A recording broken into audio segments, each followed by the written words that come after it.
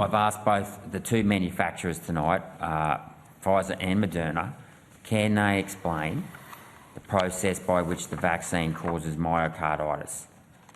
I don't want to talk about benefit risks. I want to know why the vaccine causes myocarditis. It damages heart cells.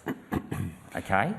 Yep. Can you explain why the vaccine damages heart cells? So I'd ask Dr. Pengilly to respond. Thank you.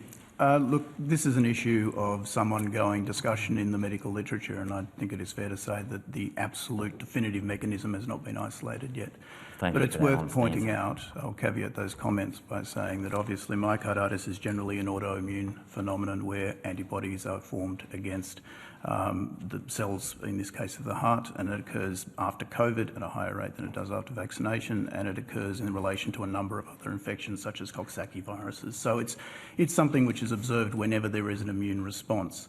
It is therefore likely that it is somewhat related to the immune response, and I guess there is a similarity between the immune response to COVID That's a fantastic answer. I appreciate that. Well, perhaps So given that this wasn't identified for the rollout, and as you said, it's an ongoing area of concern and investigation, how can you then rule out, and you've admitted that it's an autoimmune or potentially an autoimmune issue, that other body organs aren't also being damaged by the vaccine, but there's subclinical issues because they're not. The heart's obviously something that's has a higher pain threshold, or sends a greater signal, that other issues or side effects from the vaccine, or when you're saying that it's not necessarily causal, that the vaccine could be causing other autoimmune issues on other body organs. Is that a potential risk? Do you accept that that's a risk? Look, Senator, as Professor Lawler has pointed out, the TGA maintains an ongoing surveillance of potential risks and potential adverse events as they're reported to us. It's the fact of the matter is, with all medical products, more information becomes available as they are used. Look, I accept there's a risk, but my issue is that you've never outlined those risks at the start. However, the vaccine is safe and effective without any qualification. Well, I think if you look at the statement regarding provisional registration, it's pretty clear that the basis on which they're approved, but it's also the case that there is a risk-benefit, and I realise you've said you don't want to discuss it, but if you're trying to prevent myocarditis, preventing COVID is the best way to do it. And so you do look at the... given we had 10 million people, I'll dispute that. You do look at what you're doing in terms of the rate of adverse events, and since it is also an adverse event of COVID infection, the overall benefit, even for that adverse event, is likely to be positive. Now, whether there is some unknown adverse event is purely speculative. It goes to proving a negative, and that's not something we can say. Because you're playing with people's lives. You can't say that's speculative. You're risking people's health here. Yeah.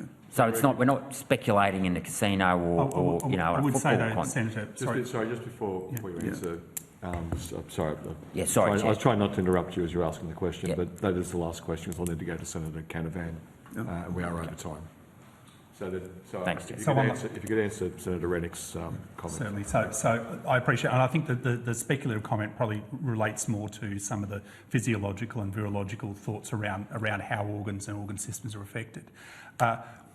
Moving away from the speculative position, as we've mentioned a couple of times, we do undertake significant adverse event notification and monitoring, and in the context of 16 million doses having been developed, the reported rate, and we rely very much on the reported rate of adverse events of myocarditis and pericarditis, have been in the region of 2 or 2 to 3 per 100,000.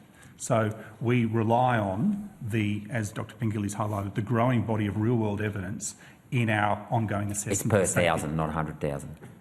No, it's 2 per 100,000 doses. No, but injuries, the reporting injuries as per your weekly reports, 2 per 1,000. Yeah. And I'm wanting to make a clear distinction between this specific diagnosis of myocarditis and pericarditis versus adverse events. And I'm talking about the other 998, because if it can happen to the heart, it can happen to other body organs. That's my point, because you're talking about 2 in 100,000, yet your own weekly report talks about 2 in 1,000 reported injuries. But thank you. I'll leave that as a comment. No.